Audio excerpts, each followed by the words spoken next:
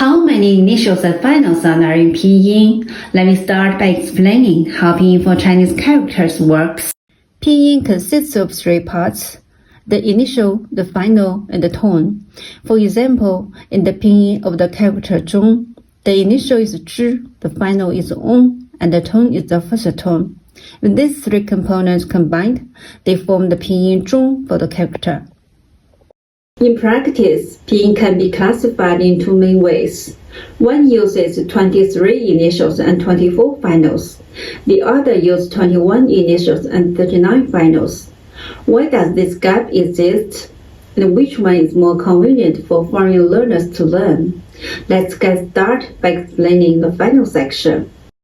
First, the simple finals yi, wu, and yu can function as medials in Pinyin, placed between initials and certain finals like in jia, gua, xuan.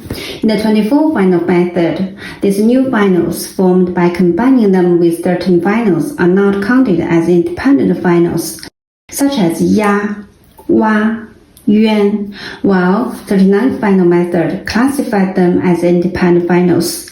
There are 12 such finals in total. Second, in some compound finals, the pronunciation of the vowels a, e undergo changes, resulting in them having 2 or 3 distinct pronunciations. For example, this is final an, and when combined with medials e, the pronunciation of a changes, read as yan instead of yan. There are 3 such finals. They are a, front e, and back e. Let's take a look how these 3 finals come into being. First, a and yan, just as we talked about before. Second, and ye, yue, the last 2 also pronounced as e. Third, e, b, d, qi. In these cases, the pronunciation of e remain unchanged.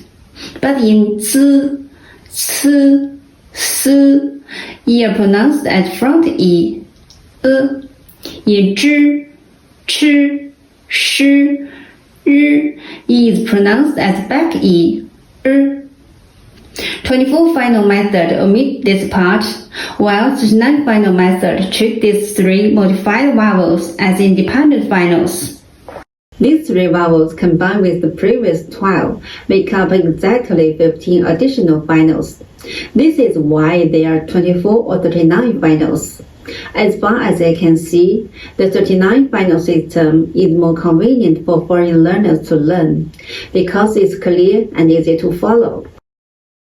Let's turn to initial section. The case of it is relatively simple. The 23 initial system take e and wu as initials, while 21 initial system take e and wu as syllable separating letters. Let me explain how syllable separating letters works. We know that nearly all finals can form independent syllables on their own without being combined with the initial.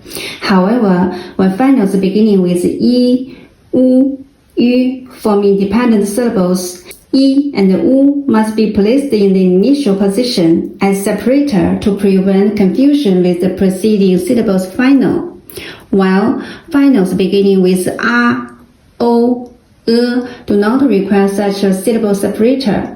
Such syllables are known as zero initial syllables. Now let's take a look at this example. The syllables for a, yi without the separating letter is this, a and e. If they are written too close together, they could look like another final, I. Therefore, we need to write them as this, a and e. Additionally, from the Pinyin yi, we can observe that the pronunciation of the separating letters blend seamlessly with the finals. Similarly in wu and yu, and in many cases, they replace the first letter of the original final. For example, ya and ya, wa and wa, yang and yang. So, from my point of view, take e and wu as initials or syllable separators works fine. It won't confuse the Pinyin learners. Therefore, when learning Pinyin, we need to remember 21 initials, 2 separating letters, and 39 finals. Thanks for watching. If you have questions, drop them in the comments.